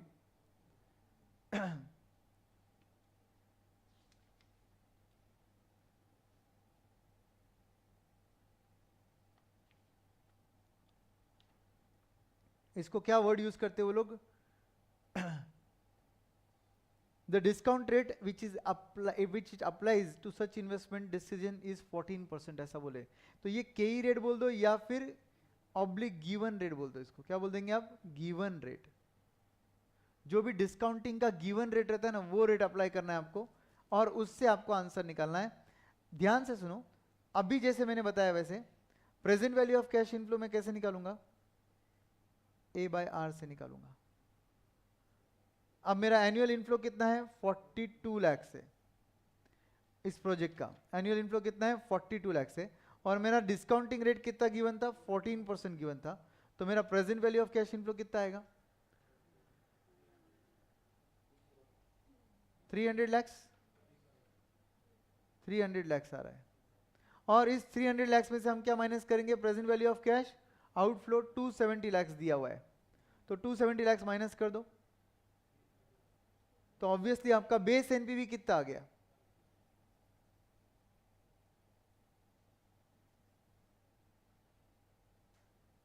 Base NPV आपका 30 लैक्स आ गया। समझा? अब क्वेश्चन में ये इशू कॉस्ट गिवन था। इशू कॉस्ट क्या होता है उसका वर्डिंग भी सुन लो। The annual gross rate of interest required by the market on corporate undated debt of similar debentures is 10%. The after tax cost of issue are expected to be 10 lakhs. Issuing of debt होता है ना, उस पर जो खर्चा होता है ना, जिसको हम लोग टेक्निकली फ्लोटेशन कॉस्ट बोलते थे। क्या बोलते थे दोस्तों? Flotation cost. वो फ्लोटेशन कॉस्ट आपका इशू कॉस्ट है। चाहिए तो इधर इशू कॉस्ट के वहां पर लिख देंगे फ्लोटेशन कॉस्ट। तो फ्लोटेशन कॉस्ट अगर गिवन रहेगा तो डायरेक्ट गिवन कॉस्ट लेने का। जैसे कि इस क्वेश्चन में गिवन था 10 लैक्स, तो 10 लैक्स आपका फ्लोटेशन कॉस्ट हो गया। अब ये क्वेश्चन में बोला है कि हम लोग अनडेटेड ये इशू करने वाले डिबेंचर्स, तो इसका मतलब परपेचुअल टाइम के लिए अपन इंटरेस्ट भरते रहेंगे। उस इंटरेस्ट पर आपका टैक्स शील्ड बेनिफिट होगा। टैक्स शील्ड कितना होगा आपको? तो इस प्रोजेक्ट के लिए मुझे अनडेटेड डेट इंस्ट्रूमेंट इशू करना पड़ेगा। इस प्रोजेक्ट के लिए मैं कितने का अनडेटेड डेट इंस्ट्रूमेंट यूज करूंगा, इशू करूंगा? 270 लाख का इसका आउटफ्लो है और इशू कॉस्ट इसका 10 लाख से। लिख देता हूं मैं आपके लिए, इशू कॉस्ट कितना है? 10 लाख से। तो गाइस ऐसे टाइम पर ऑब्वियसली आप क्या करोगे? टोटल फंड इशू कितना करोगे, मतलब डिवेंचर कितने के इशू करोगे? अगर तुम 270 का प्रोजेक्ट है ये सोचकर 270 इशू करोगे तो 10 लाख चला जाएगा फ्लोटेशन कॉस्ट में, आपके पास बचेगा 260 जो कि सफिशिएंट नहीं है। 280 का इशू करना पड़ेगा आपको। समझे कि नहीं? तो आपने को बोलना पड़ेगा therefore debt to be issued कितना? 270 lakhs plus 10 lakhs is equal to 280 lakhs. 280 lakhs का डेट इशू करना पड़ेगा। अब उस पर टैक्स शील्ड अगर निकालना है आपको, interest tax shield on debt, याद है शॉर्टकट तरीका जो अपन ने एमएम अप्रोच विद टैक्स में यूज किया था? Present value of interest tax shield on debt is equal to, दोस्तों याद है क्या? Debt into tax rate. क्या करते हैं अपन? डायरेक्ट डेट इनटू टैक्स का रेट। डायरेक्ट आता है आंसर आपका। डेट कितने का इशू कर रहे हैं आप? 280 लैक्स। टैक्स रेट कितना है आपका? 30% है सपोज, तो आपका present value of interest tax shield कितना आएगा? हाँ 84 लैक्स। 84 या 8.4? 84 लैक्स।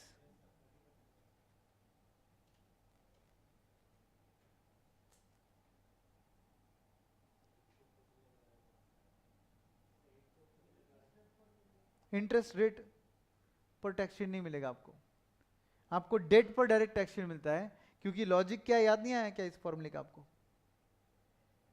ए बाय आर का लॉजिक था। ए बाय आर में अपन ने क्या किया था? डेट इनटू, यहां पे जगह नहीं है, इधर लिखता हूं। ए बाय आर के लिए अपन ने क्या किया था? Debt into interest rate into tax rate. याद आया? डेट पर जो भी इंटरेस्ट भर रहे हो आप वो ये है, बराबर कि नहीं? और उस पर आपको टैक्स शील्ड मिल रहा है, इसलिए टैक्स रेट मल्टीप्लाई कर रहे हो, but divided by rate of interest ही तो है। तो रेट ऑफ इंटरेस्ट क्या हो जाएगा? कैंसिल हो जाएगा। आपका फॉर्मूला क्या बचेगा? डेट इनटू टैक्स रेट बचेगा। याद आया क्या दोस्तों? अब इन्होंने क्या किया यहां पर देखना पड़ेगा। हाँ करेक्ट, उन्होंने भी वही किया, घुमा के आंसर निकाला है। इन्होंने लॉन्ग कट, मतलब ये जो अपन ने ए बाय आर किया ना, इसका पूरा सॉल्यूशन सॉल्व किया इन्होंने, ये पूरा सॉल्व किया और फिर हमने फाइनल आंसर यही आया उनका। अपन कैसे निकाले? Directly debt into tax rate निकाले। तो 84 लाख आपका आंसर आ गया। Present value of interest tax shield, बोलो एडजस्टेड एनपीवी कितना आएगा आपका? बेस एनपीवी कितना था? 30 लाख माइनस क्या किया था अपन ने? इशू कॉस्ट मतलब फ्लोटेशन कॉस्ट। फ्लोटेशन कॉस्ट कितना है आपका? 10 लाख ना। एंड फिर प्लस किया था प्रेजेंट वैल्यू ऑफ इंटरेस्ट पर का टैक्स शील्ड,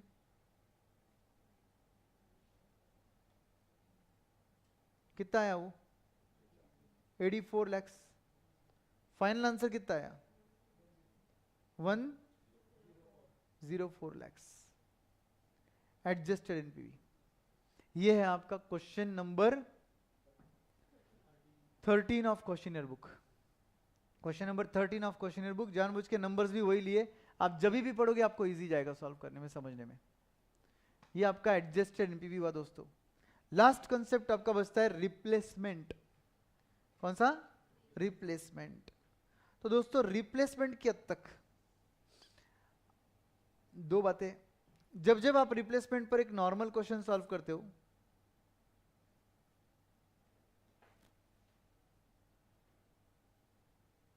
तो याद रखिए आपको जो कैश फ्लोज लेने होते हैं वो क्या लेने होते हैं? इंक्रीमेंटल कैश फ्लोज लेने होते हैं। What is the meaning of incremental cash flows? Existing के मुकाबले नए मशीन में कितना एक्स्ट्रा आउटफ्लो, एग्जिस्टिंग के मुकाबले नए मशीन में कितना एक्स्ट्रा इनफ्लो, ये सब देखा जाता है। और जो एनपीवी निकलेगा वो भी इंक्रीमेंटल एनपीवी निकलेगा। और अगर आपका इंक्रीमेंटल एनपीवी पॉजिटिव है तो आप रिप्लेसमेंट करोगे, अगर आपका इंक्रीमेंटल एनपीवी नेगेटिव आ रहा है तो आप रिप्लेसमेंट नहीं करोगे। अगर मैं आपको नोट्स के क्वेश्चंस का रेफरेंस दूं तो रिप्लेसमेंट पे हमारे पास दो क्वेश्चंस थे रेगुलर नोट्स में, क्वेश्चन नंबर 17 एंड 18। क्रेन वाला क्वेश्चन जो मैं बोल रहा था वो 18th वन था, ओके, जहां पर अपन ने डिप्रिसिएशन अलग ट्रीट किया था और बाकी आइटम्स अलग ट्रीट किए थे। तो question number 17 and question number 18 अगर आप सॉल्व करोगे तो आपके रिप्लेसमेंट के दोनों वैरायटीज कवर हो जाएंगे। 17th क्वेश्चन की मैं खासियत बात बोलता हूं, पहले एक बार बेस लॉजिक समझ लो। आपका इनिशियल हो, इंटरिम हो या टर्मिनल कैश फ्लो, हर कैश फ्लो क्या आएगा बोलो? इंक्रीमेंटल आएगा। तो यहां पर क्या आएगा? Incremental initial cash flow. नीचे क्या आएगा बोलो? Incremental interim cash flow. और लास्ट में क्या आएगा बताओ? Incremental terminal cash flow. अब मैं आपको बता देता हूं इनिशियल कैसे निकालते हैं।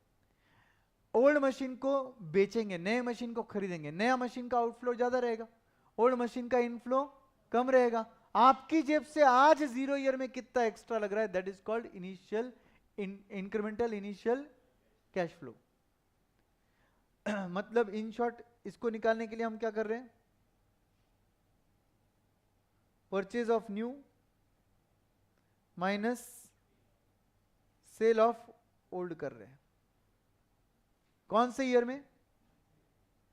ऑफ कोर्स ईयर 0 में कर रहे हैं, इनिशियल है ना, ईयर 0 में कर रहे हैं हम। और आपका आंसर आ जाएगा, ये जो आंसर आएगा ये क्या आएगा आपका? इंक्रीमेंटल इनिशियल कैश आउटफ्लो आएगा। समझ पा रहे हो क्या आप अच्छे से? अब इंटरिम के केस में क्या करेंगे हम लोग? इंटरिम के केस में हम देखेंगे इंक्रीमेंटल वाला कि एग्जिस्टिंग रेवेन्यू के मुकाबले एक्स्ट्रा रेवेन्यू कितना है, एग्जिस्टिंग सेविंग के मुकाबले एक्स्ट्रा सेविंग कितना है, ये टोटल आपके इनफ्लोज आ जाते हैं। और फिर एग्जिस्टिंग के मुकाबले एक्स्ट्रा डेप्रिसिएशन कितना है, ये आपका इंक्रीमेंटल डेप्रिसिएशन आता है। और फिर आपका सीएफएटी कैलकुलेशन वगैरह सब होगा और फिर आपका इंटरिम कैश फ्लो रेडी होगा। तो हर बार यहां पर क्या करना पड़ेगा, extra revenue, extra saving, obviously ये दोनों क्या होंगे, ऐड हो जाएंगे। एंड एक्स्ट्रा डेप्रिसिएशन जो होगा वो क्या होगा, लेस हो जाएगा। और इससे जो मतलब टैक्स वैक्स के बाद प्रॉफिट बिफोर टैक्स आएगा और उस पर आप चार्ज करोगे टैक्स, फिर आएगा सीएफएटी, इसको आप क्या बुलाना पसंद करोगे, इंक्रीमेंटल है ना ये तो, यस। ये जो एक्स्ट्रा डेप्रिसिएशन है ये दो तरीके से निकल सकता है। एक्स्ट्रा डेप्रिसिएशन में दो टाइप आ सकते हैं। पहला वैरायटी आ सकता है सेम ब्लॉक,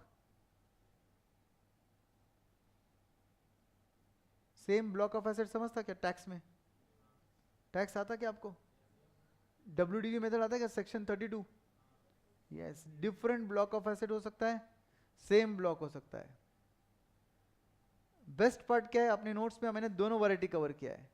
ये क्वेश्चन नंबर 17 में कवर किया, ये क्वेश्चन नंबर 18 में कवर किया है। 17th क्वेश्चन में change in block of asset निकालना पड़ता है। उस ब्लॉक ऑफ एसेट में ब्लॉक सेम है तो ब्लॉक में क्या चेंज है उसका वर्किंग करना पड़ता है।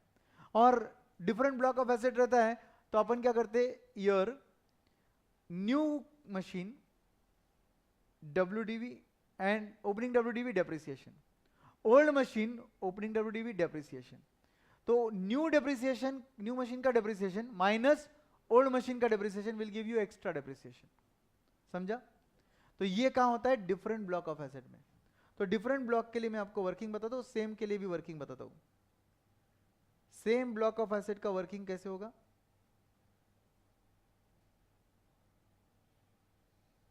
If same block of asset रहेगा तो उस केस में आप लोगे WDV बिफोर रिप्लेसमेंट,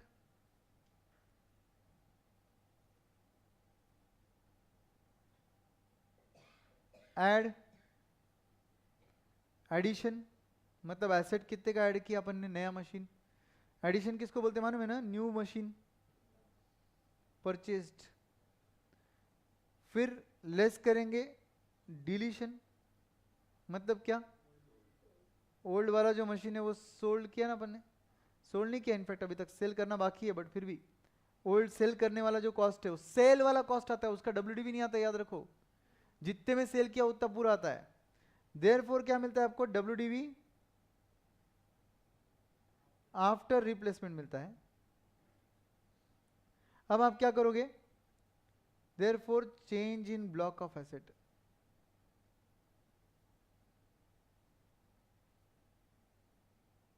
अगर ये A था, ये B था, ये C है, ये D है, ये E कैसे आएगा मालूम है आपको, D माइनस A करके आएगा।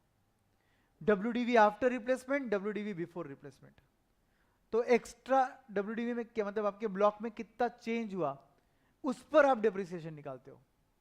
आप अगर रिप्लेसमेंट नहीं करोगे तो इस पर डेप्रिसिएशन मिलेगा, रिप्लेसमेंट कर दोगे तो इस पर मिलेगा।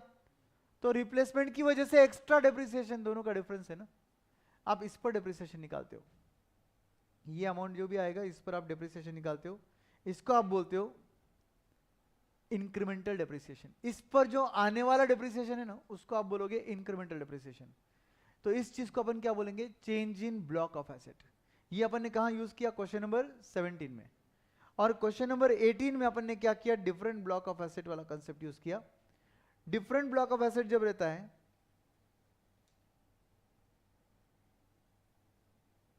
If different block of asset is there, question number 18 में जैसे है, तो उस केस में पहला कॉलम आएगा ईयर, दूसरा कॉलम आएगा आपका न्यू मशीन, चलो उसको ऊपर शिफ्ट कर देते, न्यू मशीन। न्यू मशीन के अंदर आएगा ओपनिंग WDV, उसका depreciation eight the rate suppose 33 1/3%. Okay, फिर ओल्ड मशीन, उसके अंदर भी ओपनिंग WDV और उसका डेप्रिसिएशन का रेट होगा सपोज 20%. तो फिर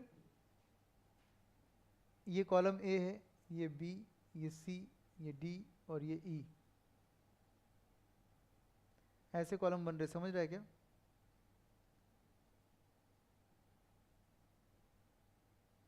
अभी तक एंड नहीं हुआ टेबल. हम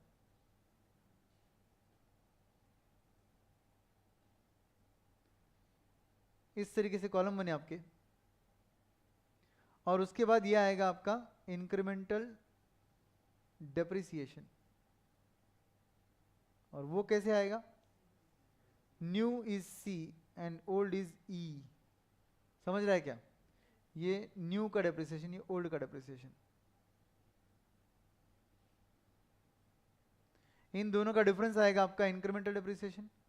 कैन वी से रिप्लेसमेंट की वजह से ये एक्स्ट्रा अमाउंट पीएनएल डेबिट होने वाला है ईयर 1 2 3 4 जो भी ईयर्स आएंगे उसमें.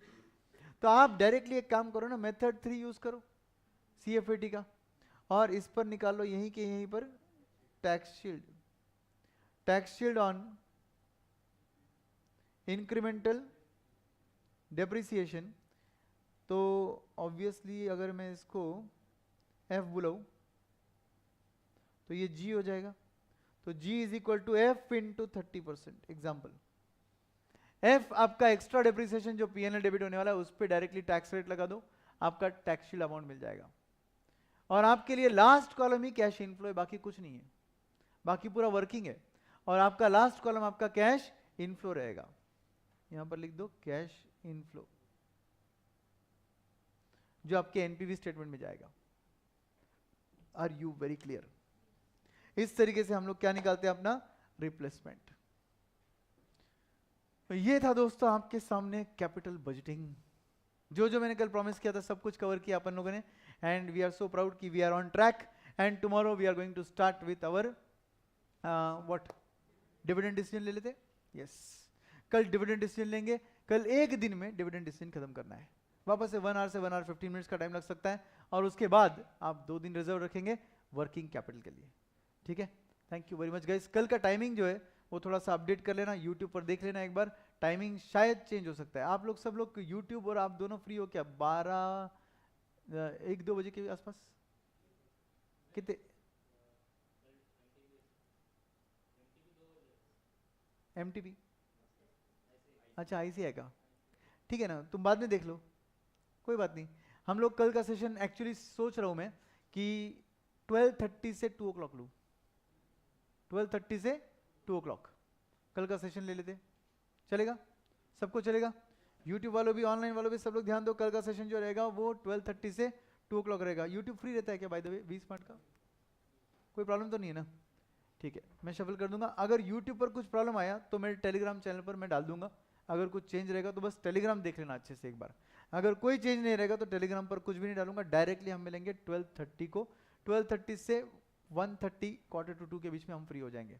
ठीक है, thank you very much guys. Bye bye, take care, see you. And ये यहाँ पर एंड ऑफ इट नहीं है, याद रखिए. इन सब का आपको प्रैक्टिस करना है. मैंने हर जगह आपको लिटरली क्वेश्चन सॉल्व करने तक पहुंचाया है. अब इधर नंबर डालने का काम तो आपको ही करना पड़ेगा भाई. बस ये फॉर्मेट सामने रखकर मत सॉल्व करना. ये पूरे डिस्कशन के बेसिस पर आपको कंसेप्ट बिल्डिंग करना है. ठीक है, thank you very much, bye bye.